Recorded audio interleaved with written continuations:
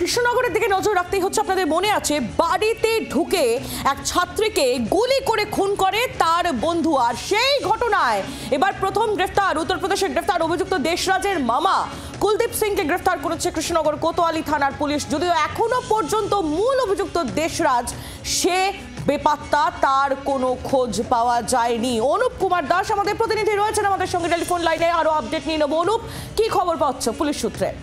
দেখো আইলি, তোমাকে বলি, এই পুলিশ কিন্তু যখন ঘটনা ঘটেছিল গত যে কয়েকদিন আগে যে ঘটনা ঘটেছিল আমাদের নদিয়ার কৃষ্ণনগরের শহরের মধ্যে দুপুর আড়াইটার সময় গুলি করে বাড়িতে খুন করে দিয়েছিল দুষ্কৃতী। জানা গেছিল তার কিন্তু পুরনো বন্ধু এই দেশরাজ সিং, এবং তাকে কিন্তু ধরার জন্য পুলিশ পুরো অ্যাক্টিভ হয়ে যায় এবং সমস্ত পশ্চিমবঙ্গ শহর এবং যারা উত্তরপ্রদেশে পর্যন্ত পুলিশ গিয়েছিল এবং তাকে তদন্ত করে দিচ্ছে। এবং মাঝে মধ্যে যারা মোবাইলে সিম পাল্টাচ্ছে দেশরাজ সিং, এবং বলা করে তার মোবাইল পাওয়া গেছিল স্টেশনে পড়েছিল, এবং বিভিন্নভাবে কিন্তু খোঁজার চেষ্টা করছে।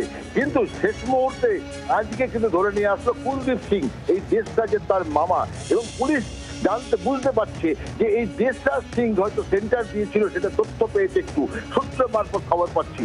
কিন্তু এই দেশরাজ সিং তার কাছে ছিল কি কয়েকদিন, অর্থাৎ 1 ঘন্টা বা 2 ঘন্টা বা 4 ঘন্টা ছিল।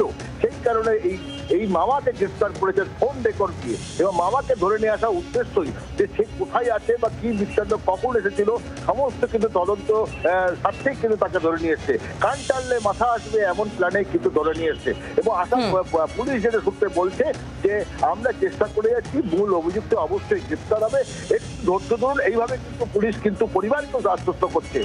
একেবারে এখন দেখার অনুপ যে দেশরাজ অভিযুক্ত, মূল অভিযুক্ত, সে কবে গ্রেফতার হয়, সে কবে পুলিশের জালে আসে। ধন্যবাদ তোমায়। বাংলার আওয়াজ, বাঙালির আবেগ, জি 24 ঘন্টা।